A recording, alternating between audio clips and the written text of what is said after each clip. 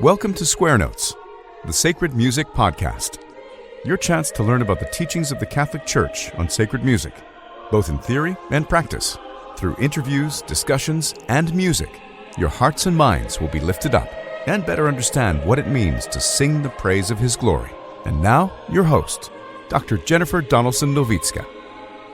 Hello, listeners, and welcome to Square Notes, the Sacred Music Podcast and the official podcast of the Catholic Institute of Sacred Music.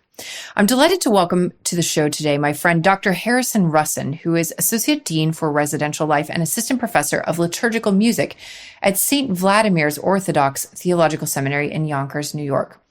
He recently defended his dissertation on the melodies of the Credo, and we just published an excellent article from him on the topic in the fall 2024 issue of the CMAA's journal Sacred Music. After working with our editorial team to edit and publish the article, I thought I'd have him on the show to elaborate on the history of the sung Credo, the melodies for it, and a little bit about the musical genre known as cantus fractus. Before we head into the interview, I'm delighted to announce the summer courses of the Catholic Institute of Sacred Music for summer 2025. They're available now on catholicinstituteofsacredmusic.org.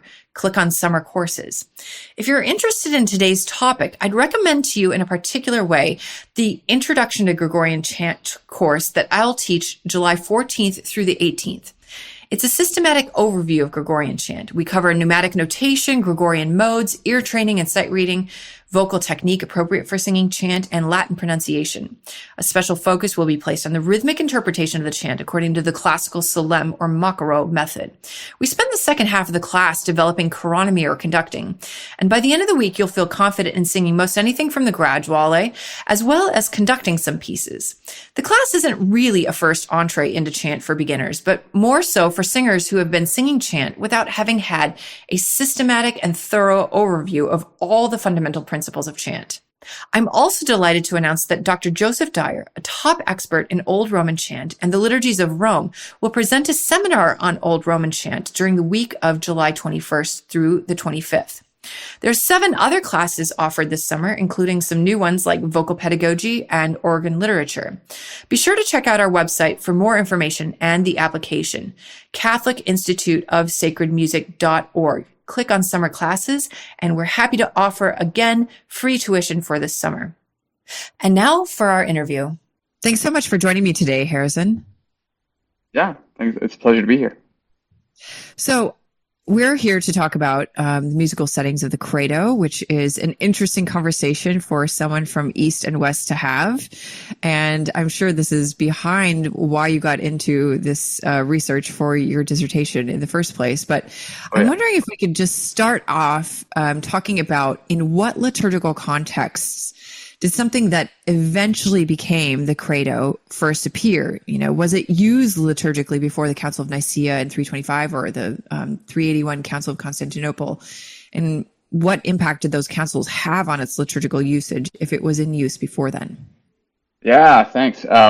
I forgot to mention this. A question that is not on your list is, which is very interesting, is how I got into this subject in the first place, which does involve East and West musical settings. So we can come back to that if we have time at the end. That sounds great.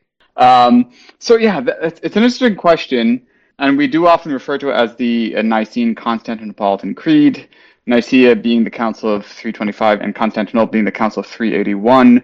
The text for that so-called creed actually doesn't emerge until the following century, until the 5th century, around the Council of Ephesus and then Chalcedon, kind of reifying and reflecting upon what had been composed in the 4th century. So even though we call it the Nicene Constantinopolitan Creed, you can't go to the Acts of Nicaea and the Acts of Constantinople and find the creed as it stands today. The current scholarly opinion, a lot of this comes from J.N.D. Kelly, who wrote one of the best histories of the Creed. And there's also another recent book by Yaroslav Pelikan on the Creed.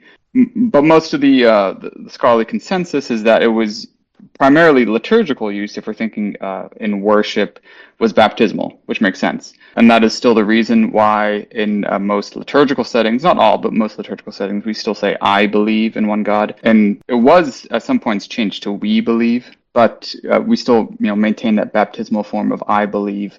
And a lot of the early baptismal rites had this kind of inquiry or inquisition where the priest or the bishop who was about to baptize would ask these series of questions, essentially following the shape of the modern creed. So, it kind of emerges in those early centuries of the church. There are the early liturgical witnesses that a lot of people refer to, St. Justin Martyr, Hippolytus, and there's no reference to a creed within the Eucharistic liturgy at that point. So it really only emerges, and this is, I guess, another part of that question. How does it emerge within the Eucharistic liturgy? So that would be the Mass in the Western Church and the Divine Liturgy in the Byzantine Rite. Of course, there are several other rites of the Church which have their own histories. But just to focus on the big two, Rome and Constantinople, it first enters the Constantinopolitan liturgy, so that would be the liturgy of the Greek Church. The earliest witness is around the year 489, and that would be in Antioch under a bishop named Peter the Fuller. Most historians say like that one didn't really last, didn't take, kind of appeared in Antioch and then disappeared. And then in the following century, in the early 6th century, so I forget the exact date, but somewhere between 505 and 510, it was placed in the liturgy of Constantinople. The interesting thing to point out, though, is that in both of those cases, it was placed within the Eucharistic liturgy, in the Divine Liturgy, by Monophysites or Miaphysites. And if you're familiar with this history of the councils of Ephesus and then Chalcedon, in the mid-5th century, they were very contentious and severed. We still have this phrase what we call Chalcedonian Christians. So for example, Roman Catholics are Chalcedonian Christians. Eastern Orthodox, Russian Orthodox, Greek Orthodox are Chalcedonian Christians because we affirm the creed of Nicaea and the faith of Chalcedon. But there is a large group which is today often referred to as Oriental Orthodox, are non-Chalcedonian Christians. And so they endure to this day. And they're sometimes pejoratively called Monophysite Christians. Many of them individually prefer the term Miaphysite, slight different emphasis in the Greek. And this question, the theological question, has to do with how the natures of Christ. Does Christ have one nature, monophysite, or two natures? Very contentious question. It was a contentious question both theologically and politically, and several bishops and patriarchs and popes and emperors went to great lengths to kind of solve this question. At one point, one of the great heroes, this actually involved a later controversy called the monothelite controversy. Does Christ have one? Okay, he has two natures, but does he have two wills? Monothelo, thelo being the Greek word to will.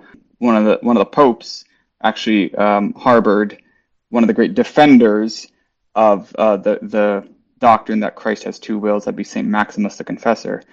So there's this long history of East-West, and then even within the Eastern Empire, schism emerging, both political and theological. So that's just a background to say the bishops who introduced the creed into the liturgy were from this Monophysite group. They were, I hesitate to use the word, but would be considered heretics, especially at that time. And I say I hesitate that because today there is significant rapprochement and dialogue between the Eastern and the Oriental Orthodox churches with the hopes of some sort of reunification. So obviously this how we discuss this period historically has bearing on how we talk about it and interact with our brothers today.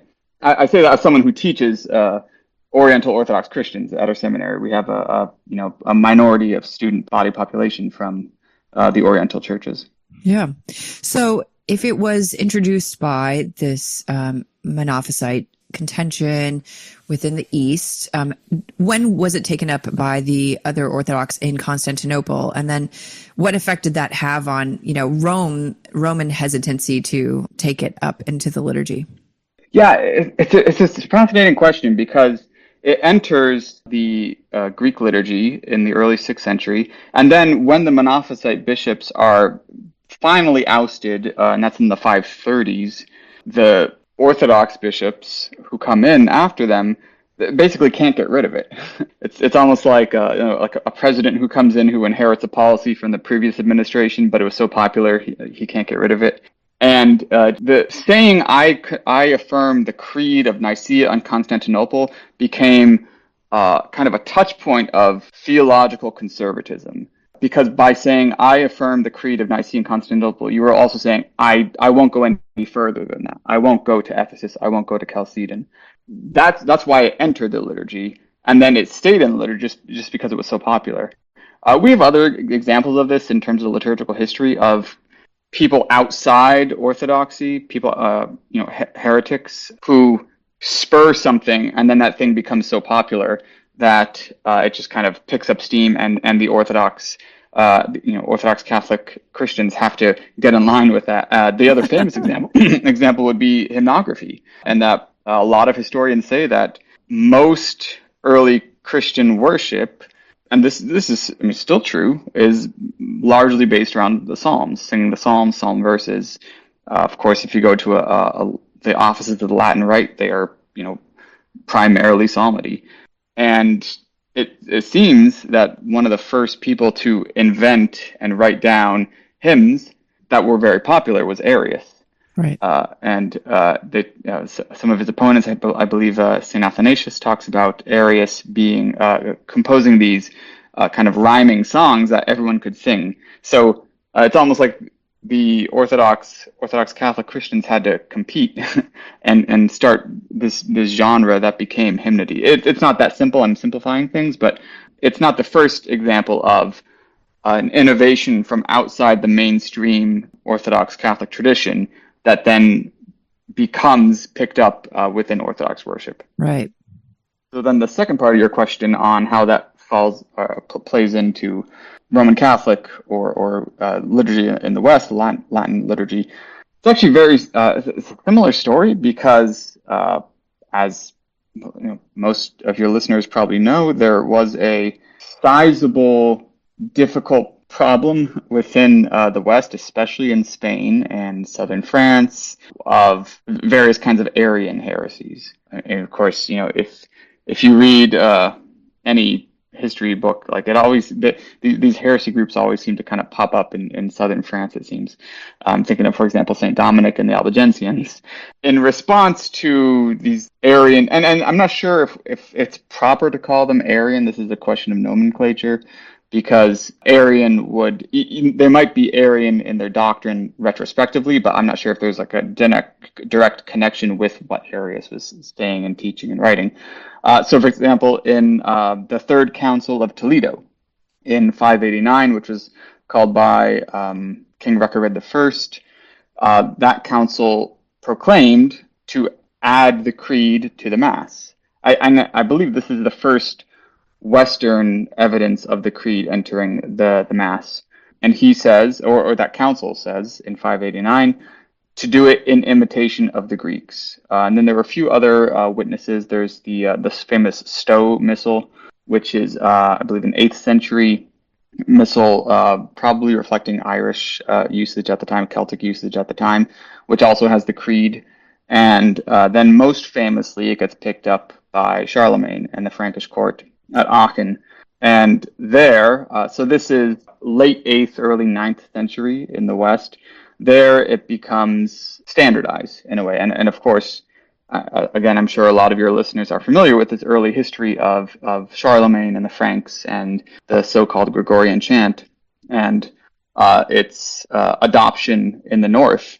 Charlemagne and his advisors, especially his church advisors, had a rather heavy hand in how the liturgy was assembled and promulgated, and they placed the creed within the Eucharistic Mass, again, in imitation of the Greeks. And this brings up another point, I think we'll talk about this later on, of whether or not the creed was sung within the Greek liturgy or not, because a lot of these early Frankish sources say we are singing it like the Greeks sing it, but there's no Greek evidence saying that it was sung at this time. Interesting.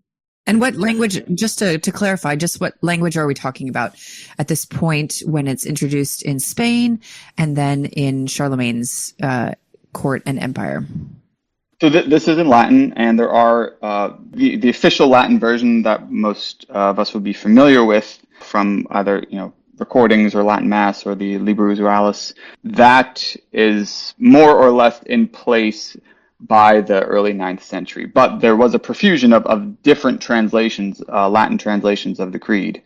Not surprisingly, because if it's something that's not really used regularly, you're probably going to have different people's take on how to translate.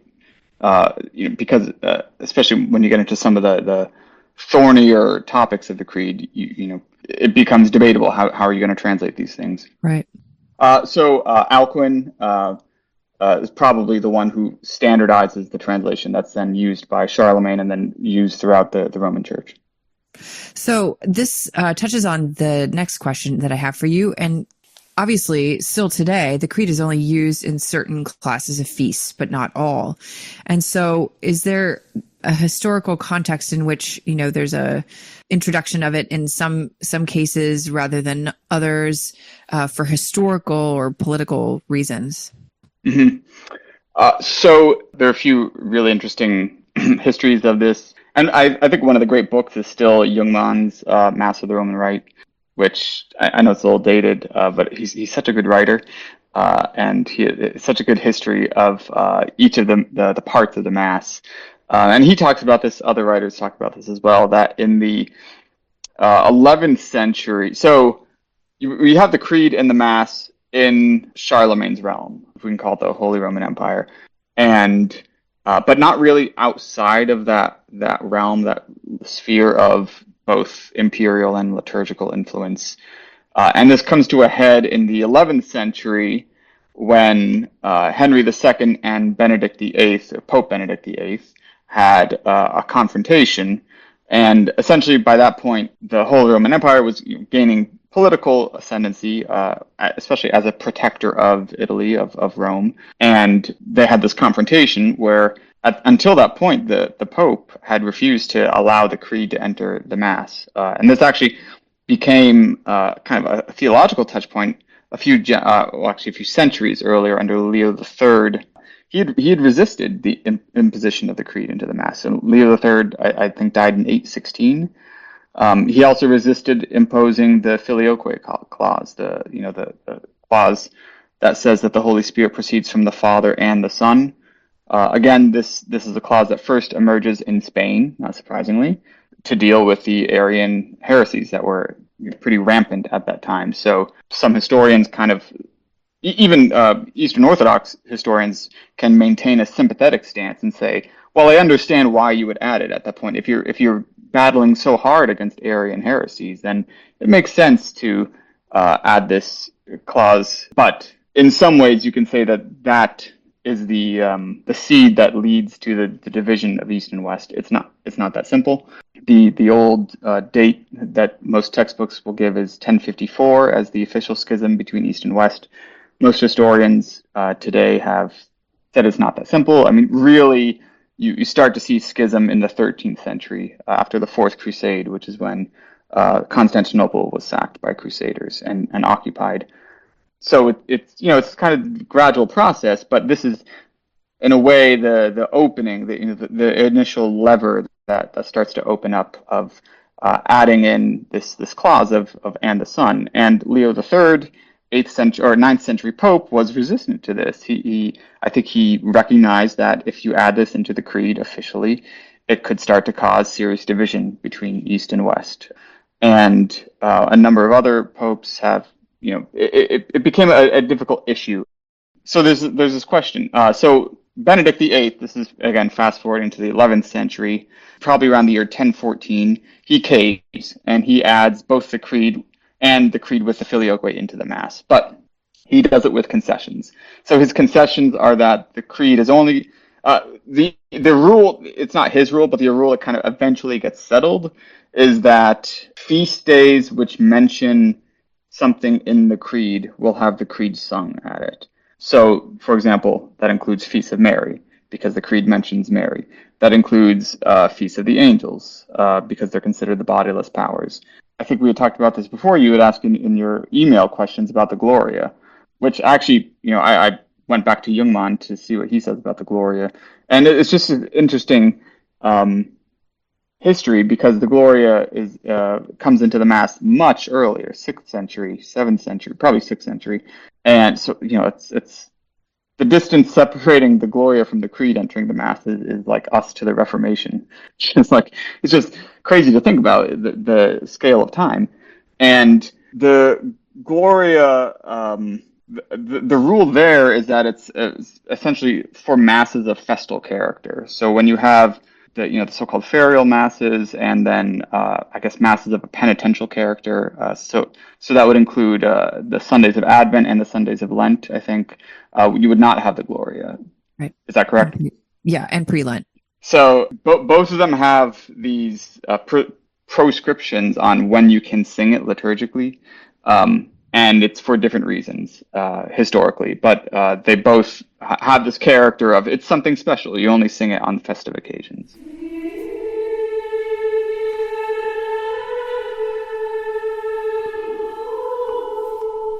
Go to the summit. Join us this summer, July 1st through the 4th, 2025, at St. Patrick's Seminary in Menlo Park, California, for the Fons et Coulmen Sacred Liturgy Summit. The summit gathers Catholics who love Christ, the Church, and the Church's sacred liturgical tradition for the solemn celebration of the Mass and Vespers, insightful talks on the sacred liturgy, liturgical formation, and the sacred liturgical arts, and fellowship to build fraternal bonds through which the clergy, religious, and lay faithful can support the Church and one another in their promotion of the sacred liturgy. Speakers and celebrants include Cardinals Sarah, Ranjith, and O'Malley, as well as Archbishop Cordileone, Abbot Benedict from the monks in Norcia, and many others. You'll have a chance not only to assist at the sacred liturgy and hear wonderful speakers, but designed to foster conversation amongst attendees and speakers, the summit's schedule features time for shared meals and conversational fora. The fora, moderated by conference hosts, will engage participants, prelates, and clergy in attendance, and summit speakers in discussion about the practicalities of the promotion of the sacred liturgy and liturgical formation in their parishes and schools. Music for the liturgy will be provided by the Catholic Institute of Sacred Music, featuring an all-professional choir from around the country, directed by Professor Christopher Berry and me, Dr. Jennifer Donaldson-Novitska, the director of the Catholic Institute of Sacred Music, and with the assistance of organist Dr. Aaron James. Affordable housing in the area is available, and the conference registration fee includes many meals. More information is available at liturgysummit.org. Don't miss out on this amazing opportunity to be inspired and empowered to promote beautiful sacred liturgy in your area. The summit awaits you. liturgysummit.org.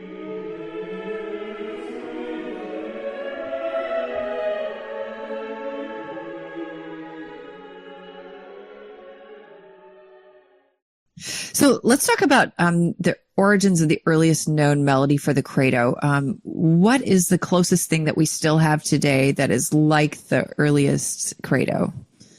Well, if you're familiar with the Liber Usualis or traditional Gregorian chant melodies, the Credo 1 is still probably the oldest melody. There are older melodies, possibly putatively, and famously Michel Huguelot, French musicologist, a chant specialist, he found and published an article about a Greek manuscript.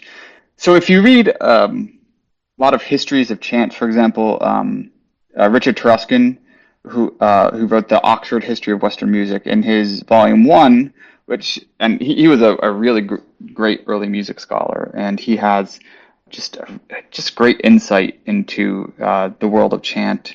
And he says that, I forgot his exact words, but it's something like, obviously, Credo 1 bears its Greek imprint. Like, you could see how Greek it is. And then Michel Huguelot thought he had found the original Greek melody for Credo 1, or for the earlier Credos. It's unclear, but it is, if you look at Credo 1, it is not like a lot of other Gregorian chant melodies. It is sort of psalm-like, psalm tone like, right? It has these phrases, da da da da da da da da da da da da da da da, right? These repeating melodies that you can chart out. If you look at my dissertation, I have charted them out, like which words line up with which melody. But and the other thing is that it doesn't easily fall into the modal system, which was later developed. And just interestingly, and Russin points this out, that you have it begins on the A, B flat, A, B flat, A. And he says you could actually avoid the B flat and start it on the E, and it would be the same melody if you just transpose it up. I guess it'd be up a fifth. But that doesn't work in any theoretical approach to the modes. So it is probably some sort of old melody. I think still one of the great articles on this whole topic is Kenneth Levy's Sanctus East and West. And although obviously it's a very long article, probably 60 or 70 pages, and it's primarily on the Sanctus, but he does talk about the Creed, and he looks at a number of these early Creed melodies within that article. And he comes to the conclusion, kind of if you filter out the noise, you do end up like a lot of these early creeds have this insistence on the half step at the beginning, da da da, and some sort of recitation tone on the G, G G G G G. So and that you see that all the way from Spain to I think to Greece. I forget if he has anything further east than Greece. But his point in that article is actually showing that there was probably a common melody for the Sanctus, for the Holy, Holy, Holy, from all the way from Jerusalem to Rome, let's say, which is fascinating to think about. That the Christian world was united liturgically, musically, even in a way linguistically, even though obviously the languages weren't going to be the same. There was this acknowledgement of, this is the way we've inherited this music from Jerusalem, from Constantinople, from Rome. So it does seem that there was this melody for the Creed, and it probably has Eastern origins, probably does have Greek origins. But as a lot of these things go, the earliest record we have is what is now Credo 1. And even that wasn't written down very commonly. You do find it in a few manuscripts, but it seems like it was just something people knew because, you would sing it. You didn't need to write it down. Right, which is a case you could make for a lot of the chants in the Mass Ordinary that are in the Kyriale now. Yeah. Yeah. A lot of them, I believe, are very late to be written down. Yeah. So you've got Credo 1 kind of existing as the main melody for several centuries, but all of a sudden, it seems like there's kind of like this explosion of everybody and their dog writing a Creed melody. So can you talk a little bit about the history and of that and the reasons for that? Yeah. And this is, in my dissertation, one of the things I was really wrestling, grappling with, trying to explain. There's a story, I don't know if it could be an apocryphal story, that during the Cold War, the CIA gathered a bunch of medievalists together because they wanted some insight into the Soviet Union and what they were doing over there. And these medievalists said, like, what are we doing? Why are you asking us? And they said, well, you're used to trying to come up with explanations using as little data as possible. So that's how I feel a lot when I'm looking at this music, because there's just no smoking gun. There's no, we have evidence here and these fragments here and these textual witnesses here, but there's no monk composer in the 13th or 14th century who left his testament saying, this is why I started composing credos. We can only look at the evidence we have. And the evidence we have is that, yes, there was this Credo 1 melody, which still endures for 4 or 5 centuries as the official melody for the Creed in the Church. Somewhere in the 13th, and it really picks up steam in the 14th, and then explodes in the 15th century. Credo melodies started to be written by various church musicians, church composers. We don't know why. In my dissertation, I was trying to formulate why, come up with possible explanations for why. I think Some of this involves the rise of the mendicant orders, especially the Dominicans and the Franciscans, and promulgation of, let's say, a faith that can be articulated and preached and then acknowledged and assented to by everyone, which might be kind of, some people say this is the beginning of modernism, right? If you have like an individual faith. I don't know if I'd go that far, but there is, it just is interesting that you never really have that, a similar movement arising in the Eastern Church. And I think some of that is economic as well. That's another story. You also have the rise of the university movement, and then the Lateran Council, the Fourth Lateran Council in 1215, which really puts an emphasis on priests being able to teach their congregations, their catechism, and to hear confessions, and a kind of a increasing professionalization of the clergy, which is why you and I both have jobs at seminaries, because you start to have these, professional requirements. So you starting to get this increased emphasis on knowing your faith, on, we can call it catechism. It's not the same as what we would call catechism today, but there are manuals of how to teach these things, how to teach belief in God, belief in Jesus Christ, what is the Holy Spirit, what the basic outline of Scripture, the feasts of the Church, who is Mary, all these questions. And the creed becomes maybe a convenient shorthand way of putting all of this into one. And there are some documents that say that confessors could even quiz their penitents on the creed. They would have to recite the creed. They would have to be able to acknowledge these elements of the creed. So I think it makes sense that these new musical settings are arising at that same time, possibly as a pedagogical tool, possibly as an aid memoir of something that you could use to teach this long text, especially if you're thinking of it in Latin. It is a long text. I forget, something like 170 or 180 words.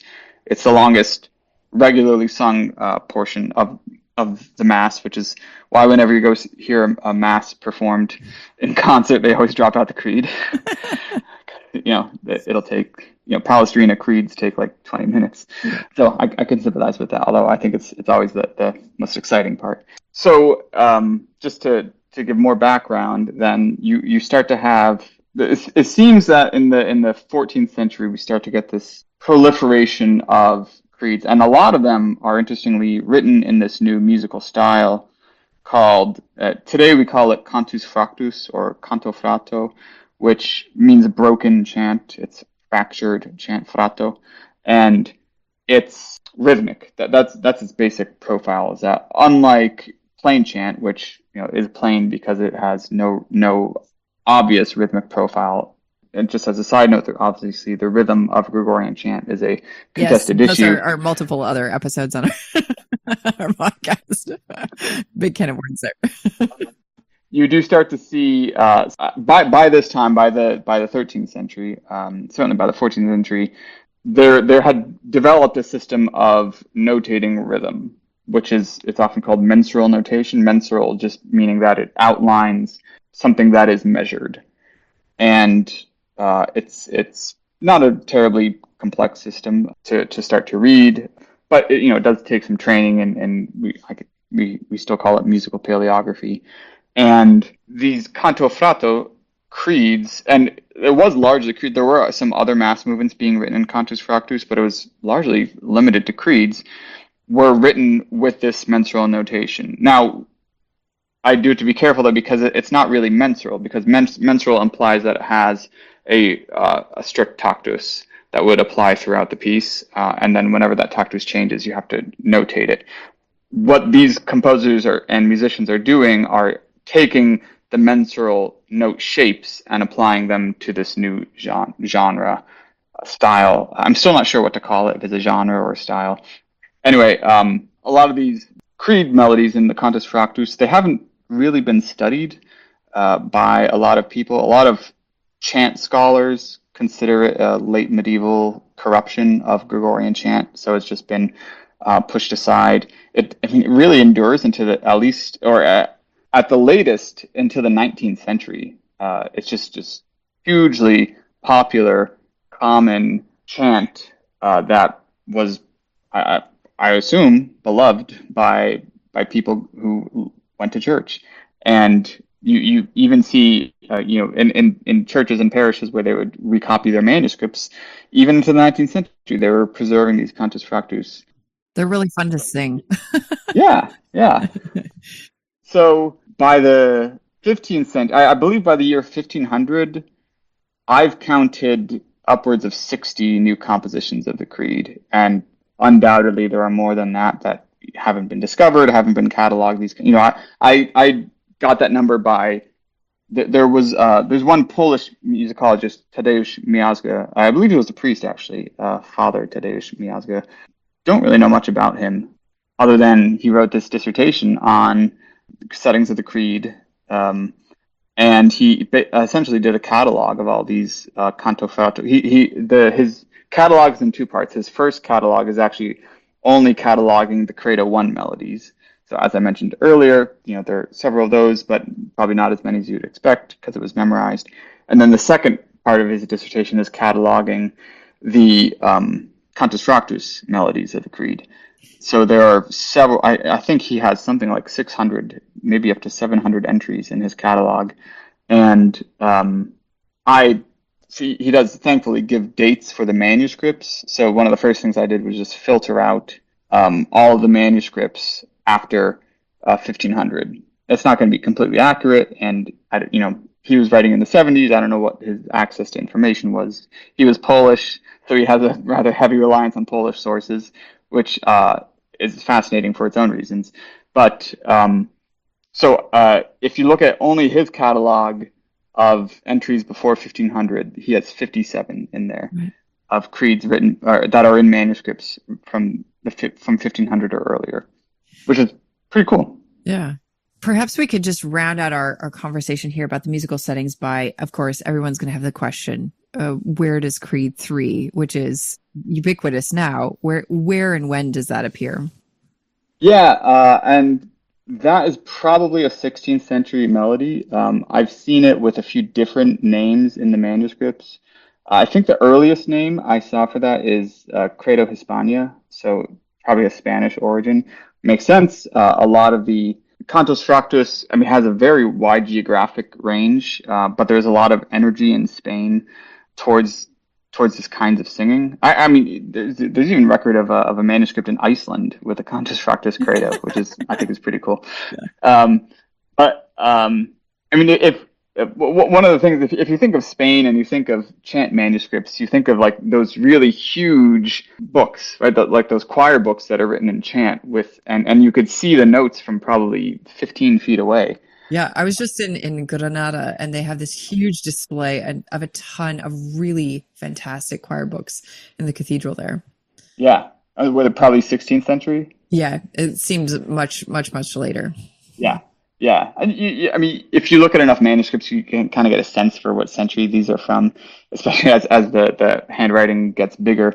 But some musicologists recently have argued that the purpose of those huge books is for group singing and improvisation of harmony. There was an article by Rob Wegman maybe 10 years ago called "What is Counterpoint?" and he talks a lot about this. So if we have that on the one hand, this kind of improvised polyphony, improvised harmony around a chant line, and then we think of cantus fractus credos, it does seem like there is a lot of musical energy in Spain, or what we now call Spain, towards musical invention, especially within the bounds of traditional Catholic liturgy. So as far as I can tell, it is probably a Spanish melody that then becomes popular in Italy, and that's how it enters the missales for the first time in, I think, late 16th century. It's printed. Let's round out, finish off this interview by can you tell us how you got into this whole thing in the first place? Yeah. I was in graduate school for musicology, looking for a dissertation topic and studying early music, studying medieval music, early modern music, and I was looking at the masses of Obrecht, and he has a mass called the Missa Graecorum, so the Mass of the Greeks, and I picked it up. I was like, wow, that's interesting. Why would he be writing a mass for the Greeks? And then I started looking at the creed in his mass for the Greeks, and there's this phenomenon which I didn't know about until I started looking at this piece, where he just drops out huge sentences from the creed. He drops out the Holy Spirit clause, and the entire, not just filioque, but he drops out the entire paragraph about the Holy Spirit. Starting to like, does this have to do with the fact that it's of the Greeks? He's trying not to offend people. So I started to get into that question in particular. That mass in itself has its own interesting history. Unfortunately, there's no manuscript for it. There's only a print, I believe, a Petrucci source from the early 16th century. But it does seem like the most convincing argument for that is that he was actually writing it for a Jerusalem chapel that had just been built in, now I can't remember which city he would have been in at that time, but it'll come to me. And you start to get into this polyphonic settings of the creed, and you start to see, this wasn't just Obrecht, especially in England, and it might have something to do with this phenomenon they called telescoping, where because the creed was so long, they would have different voice parts sing different texts of the creed at the same time.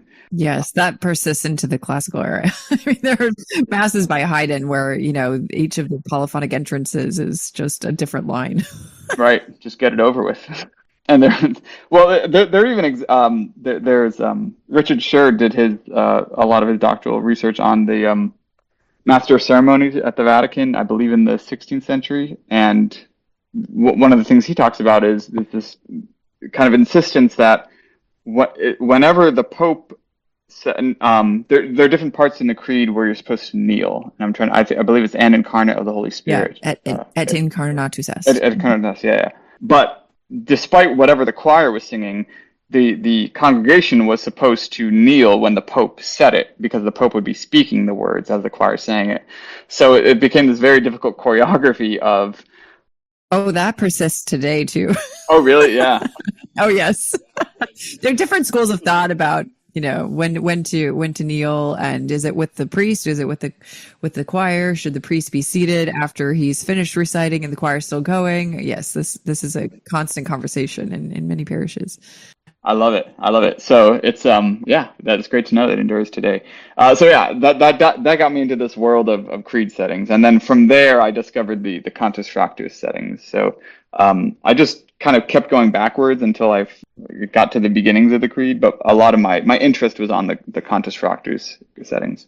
Thank you so much, Harrison. This has been really great and just super, super helpful. And it's a pleasure also to be able to chat with you, because I don't see you as frequently as I used to. I know. You're always welcome back in Yonkers. Thanks so much. Thanks, Jenny.